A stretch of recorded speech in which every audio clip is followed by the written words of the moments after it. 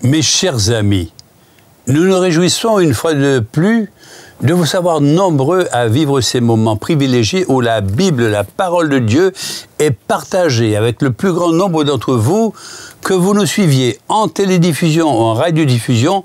Un seul mot pour vous exprimer notre gratitude: merci. L'équipe de Espérance Média Martinique, qui nous assiste depuis le lancement de cette noble mission, la proclamation de l'évangile libérateur de Jésus-Christ, a fourni jusqu'à ce jour un excellent travail. À chacun, un gros merci. Nous voici à l'avant-dernière présentation de notre série biblique « Il m'a parlé ».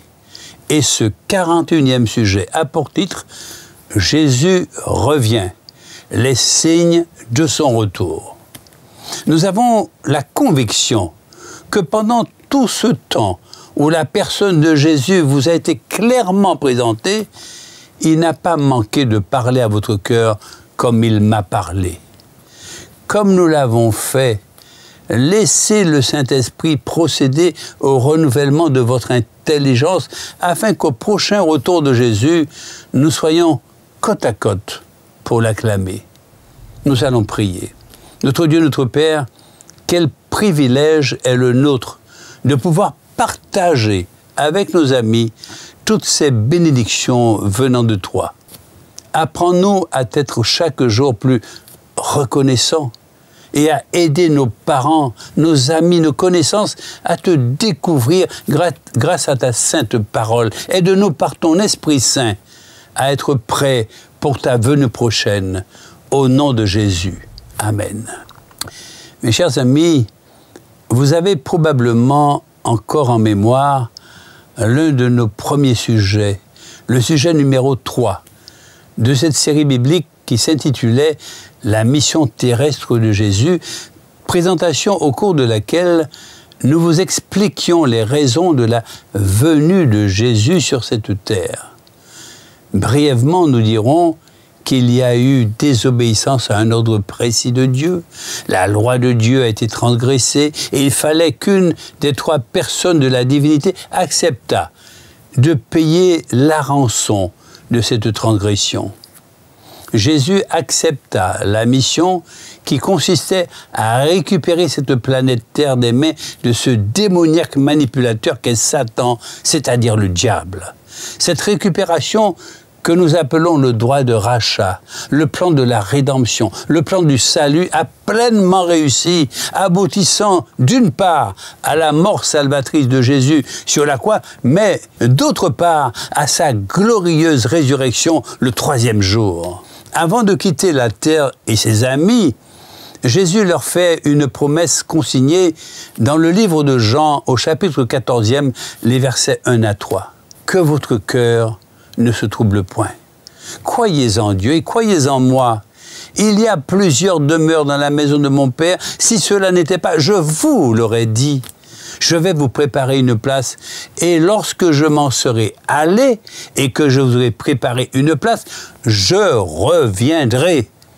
Je reviendrai et je vous prendrai avec moi afin que là où je suis, vous y soyez aussi. » Nous avons la certitude que Jésus va revenir. Et nous savons pourquoi. Maintenant, nous posons une nouvelle question. Quand ? Nous sommes toujours intéressés pour connaître le moment de l'accomplissement des choses. Les disciples ont demandé à Jésus de leur dire quand les choses qu'il annonçait arriveraient et quel serait le signe de son avènement et de la fin du monde dans le livre de Matthieu 24 au verset 3e. En fait, il y avait plusieurs éléments dans leur question. La destruction du temple de Jérusalem, l'avènement du Seigneur, la fin du monde. Ce sont trois événements différents dont nous devons tenir compte dans la réponse de Jésus. La première partie s'est accomplie en l'an 70. Le temple fut détruit ainsi que Jérusalem. Jésus avait dit qu'il ne resterait rien et cela est arrivé. Deux autres éléments restent à venir, son avènement et la fin du monde. Cela fait longtemps qu'il est question du retour de Jésus-Christ. Dès le début, les disciples en parlaient comme d'un événement imminent qu'ils attendaient.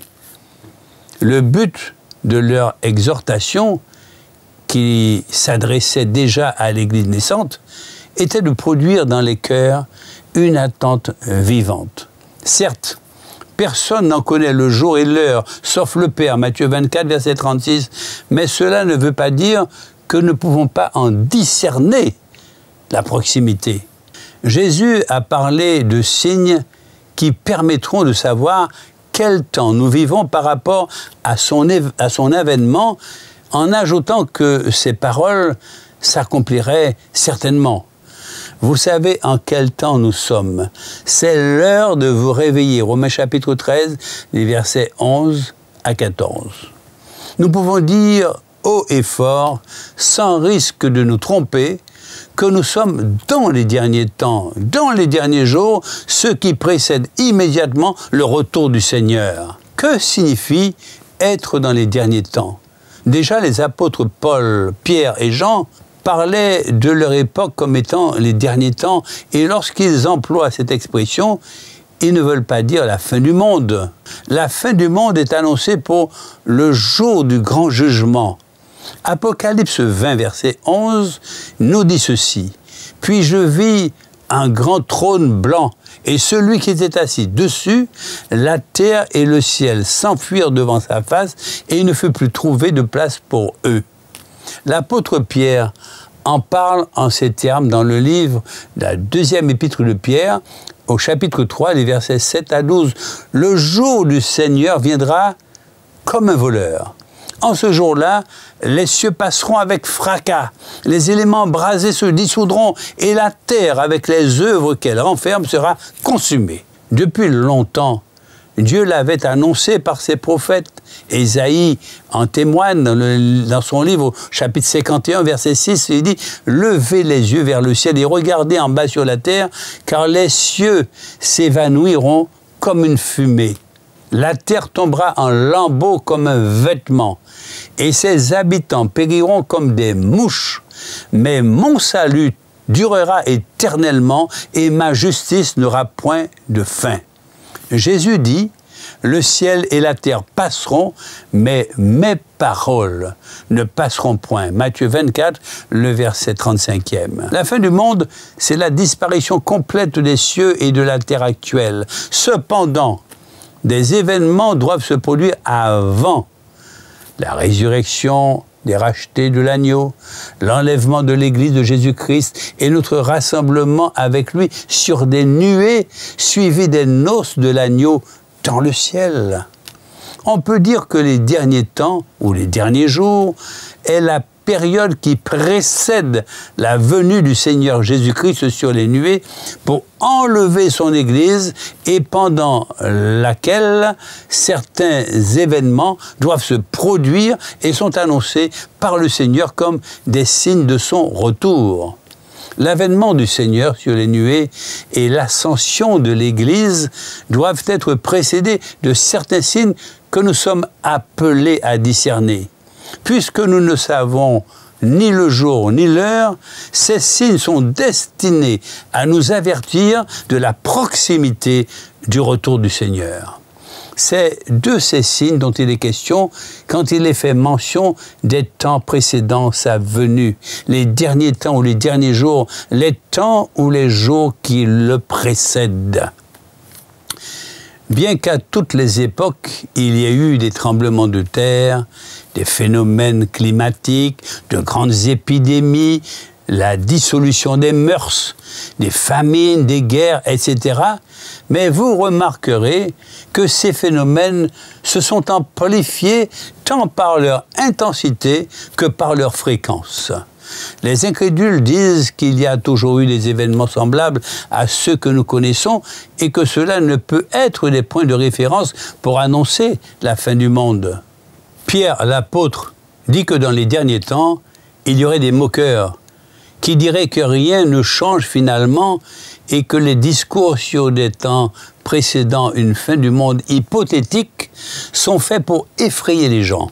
Sachez tout d'abord que, dans les derniers temps, des moqueurs viendront, des hommes vivant au gré de leur passion. Ils tourneront votre foi en ridicule, disant « Eh bien, cet avènement promis, c'est pour quand? Nos ancêtres sont morts et tout continue son cours. Depuis que le monde est monde, rien n'a changé. » Ceux qui raisonnent ainsi sont de mauvaise foi. En effet, ils font semblant d'ignorer qu'autrefois Dieu a parlé pour appeler les cieux et la terre à l'existence. La terre émergea de l'eau et l'eau est son élément principal. Mais un jour, par l'eau, à l'appel de cette même parole de Dieu, le monde d'alors fut détruit, englouti par les eaux du déluge. Quant à la terre et aux cieux actuels, ils sont gardés par cette même parole divine et réservés pour être détruits par le feu qui s'allumera le jour du jugement. Ce même jour, les méchants périront. 2 Pierre chapitre 3, les versets 3 à 7. D'ailleurs, Jésus nous prévient en rappelant qu'avant le déluge ou la destruction de Sodome, les gens ne s'inquiétaient pas de la situation désastreuse de leur époque et que les jugements divins s'abattirent soudainement sur eux.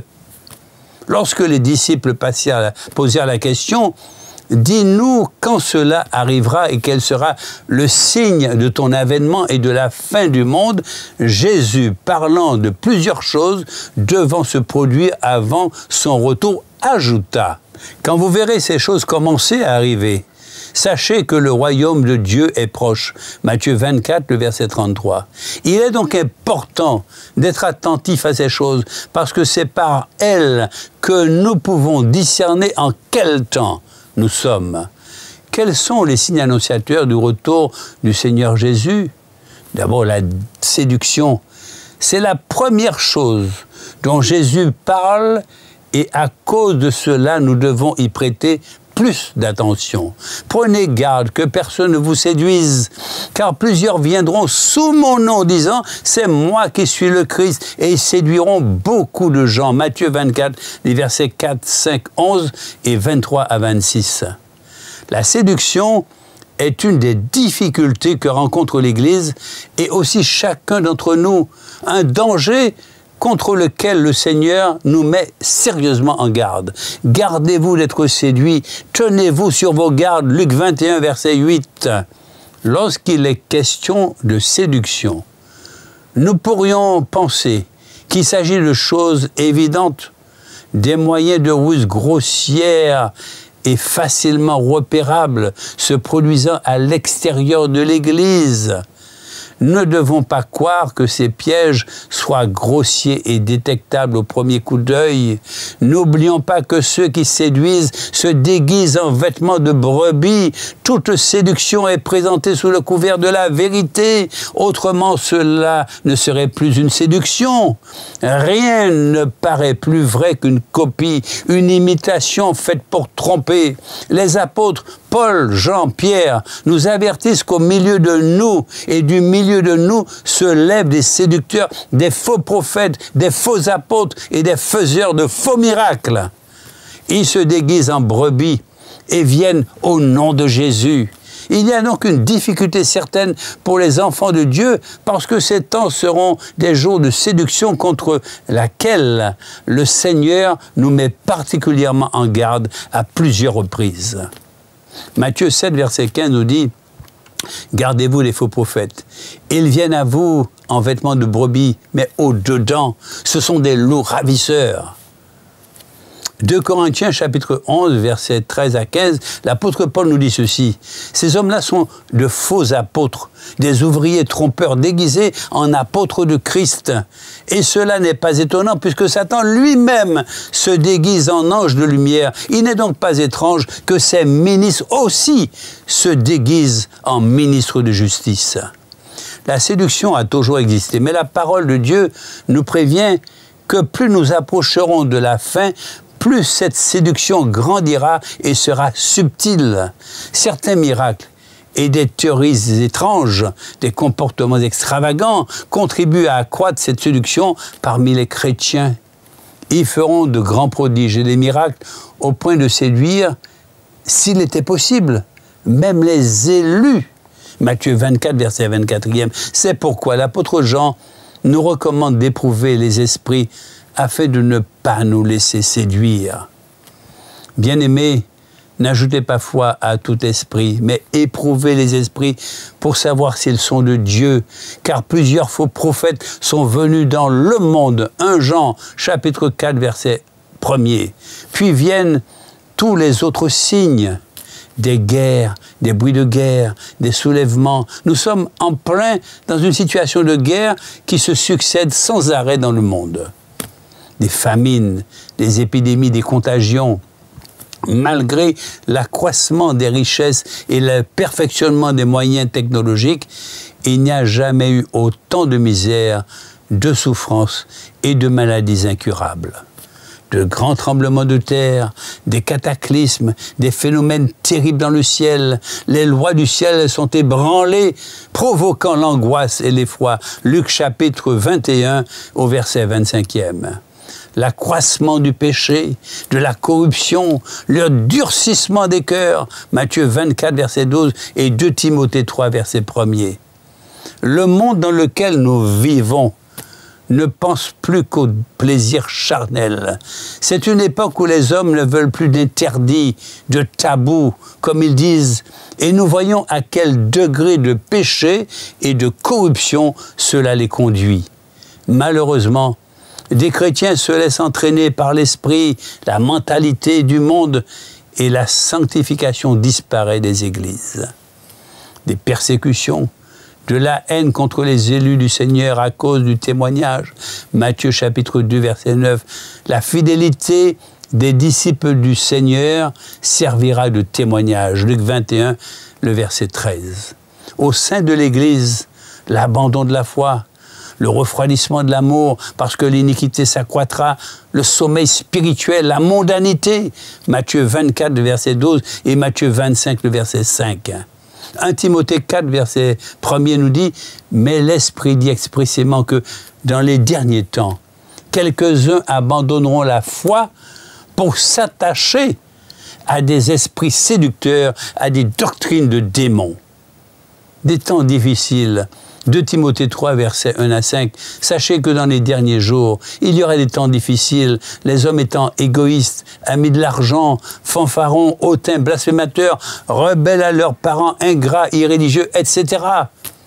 Ici, Paul donne une liste impressionnante de choses concernant l'état d'esprit du monde dans les derniers jours, des choses à cause desquelles les temps seront difficiles. Nous nous demandons pour qui ces temps seraient difficiles. Et nous sommes arrivés à la conclusion suivante, que ces jours seraient difficiles pour les habitants de la terre comme pour les élus. Jésus dit, « Et si ces jours n'étaient abrégés, personne ne serait sauvé. Mais à cause des élus, ces jours seront abrégés. » Matthieu 24, verset 22. Plus nous approchons de l'avènement du Seigneur Jésus, plus les difficultés vont s'amplifier pour l'Église et pour le monde. Nous ne devons pas vivre dans l'illusion. Le Seigneur nous a prévenu que la vie chrétienne en elle-même est faite de tribulations et que plus nous approcherons de la fin, plus les choses deviendraient difficiles. Jésus dit qu'à cause de l'accroissement du péché, la charité se refroidira, c'est-à-dire que les cœurs deviendront durs. Matthieu 24, le verset 12. Et nous faut donc être lucides, vigilants, prudents, mais aussi confiants dans le secours et la victoire du Seigneur dans toutes nos épreuves. La bonne nouvelle prêchée au monde entier, Matthieu 24, verset 14, cette bonne nouvelle du royaume sera prêchée dans le monde entier pour servir de témoignage à toutes les nations. Alors viendra la fin. L'évangélisation mondiale est un élément final dans cette période d'attente de la venue du Seigneur. Nous savons donc en quel temps nous sommes. C'est l'heure de nous réveiller, c'est-à-dire de prendre conscience, car le Seigneur est proche. Jésus a dit, prenez garde à vous-même, de crainte que vos cœurs ne s'apesantissent par les excès du manger et du boire et par les soucis de la vie, et que ce jour ne vienne sur vous à l'improviste, car il viendra comme un filet sur tous ceux qui habitent sur la face de toute la terre.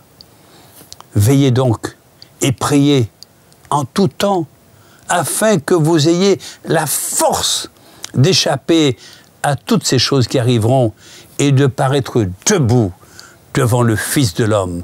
Luc chapitre 21, les versets 34 à 36. Si cette époque est un temps d'angoisse pour le monde et de souffrance pour les élus du Seigneur, des temps difficiles dans lesquels nous sommes déjà, c'est aussi un temps d'espérance. Luc chapitre 21 au verset 28 et d'évangélisation dans Matthieu 24, verset 14. Malgré les incrédules et les moqueurs avec leur raillerie, ces temps sont une opportunité formidable pour annoncer l'Évangile et réveiller l'Église. Ce sont des jours où le salut sera prêt à être révélé en pleine lumière. 1 Pierre chapitre 1 et au verset 5. Nous devrions nous attendre à une recrudescence de signes miraculeux dans l'Église. Acte 2, verset 17, « Dans les derniers jours, dit Dieu, je répandrai de mon esprit sur toute chair. Vos fils et vos filles prophétiseront. Vos jeunes gens auront des visions et vos vieillards auront des songes. Il y aura des miracles et des prodiges. » Il y a un réveil qui concerne l'Église lorsque les chrétiens prendront conscience à cause de cette voix qui crie le message prophétique sous l'action du Saint-Esprit concernant le retour du Seigneur. Voici l'époux, allez à sa rencontre. Alors toutes se réveillèrent. Matthieu 25, les versets 6 et 7. C'est le Saint-Esprit qui réveille les esprits des chrétiens qui donnent. Pardon, je reprends. C'est le Saint-Esprit qui réveille les esprits des chrétiens qui dorment, qui ne sont pas conscients de la proximité de la venue du Seigneur de l'Église. Il y a un remue-ménage dans l'Église aujourd'hui que nous ne devons pas ignorer. Dans certains endroits, il se produit des réveils avec des signes miraculeux. Bien que nous devrions être vigilants pour discerner les vrais réveils des faux réveils, ou de certaines choses que les hommes charnels s'emparent, ne devons pas tout rejeter a priori, même si nous ne comprenons pas tout. Nous devons examiner les choses à la lumière des Écritures, à la lumière de la Bible, et avec l'esprit du Saint-Esprit, savoir discerner pas seulement les manifestations, mais le fruit de ces mouvements.